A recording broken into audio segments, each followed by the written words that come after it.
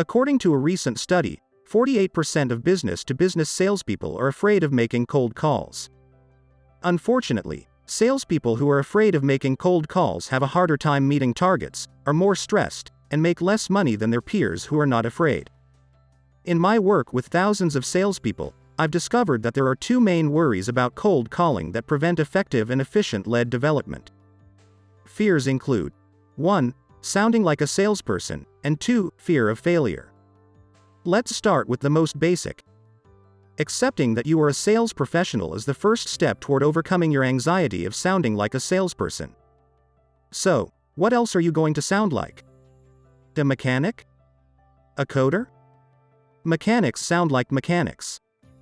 Programmers sound like programmers. Salespeople, of course, sound like salespeople. Understanding that sales is an honorable job is crucial to become comfortable with talking like a salesperson. We salespeople are gifted problem solvers. We improve corporate procedures and performance. We assist individuals and businesses in obtaining the products and services they desire. We keep our businesses afloat. Some sellers supply life-saving drugs and equipment. Some companies offer the technologies required to boost business performance.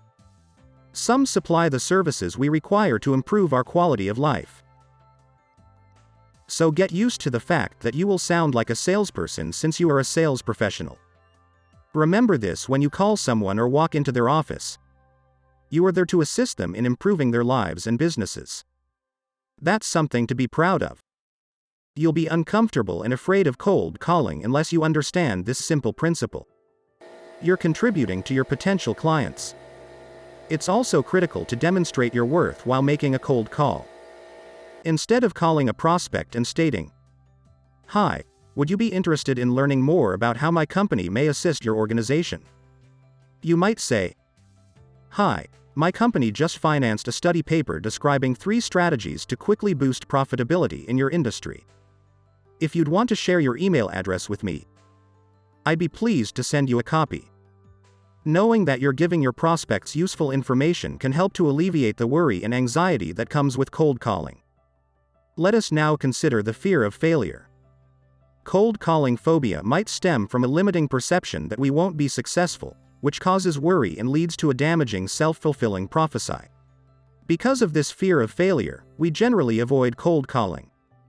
But, cold calling may become as routine as drinking your morning coffee if you understand the physiological responses to anxiety in your brain, and take a few simple steps to change them. When you're terrified, the blood in your body flows away from your frontal lobe, which is responsible for rational reasoning, according to health specialists at the University of Washington. As blood pours into vast muscle groups, the more reptilian part of your brain, the amygdala, takes charge, assisting you in fighting or fleeing. Unfortunately, while this physiological response prepares you to fight or flee from your prospect, it also makes you forget your own name. You're prepared to fight, not to think. The fear of failing at cold calling so becomes a self-fulfilling prophecy, in which the fear of failure leads your blood flow to decrease, limiting your ability to think and reply fast, and thereby hurting your results. When a salesperson confirms the expectation by responding, "I hate cold calling," the negative cycle is reinforced. To improve at cold calling, simply become more accustomed to it so that your body does not feel fear. The more you practice cold calling, the more confident you'll become, which leads to a more fruitful self-fulfilling prophecy. Granted, while confidence doesn't always lead to success, it is often a prerequisite for it. So, if you're terrified of cold calling, how can you get used to it? Try role-playing with coworkers. They're likely to be experiencing similar anxieties. You can also practice with your family or friends. We're not looking for an Oscar-worthy performance, so you don't have to be perfect. The main reason I propose continuous role-play is to tell the brain that it has nothing to fear. As you practice, you'll come to realize that nothing unpleasant is going to happen, which will help you relax.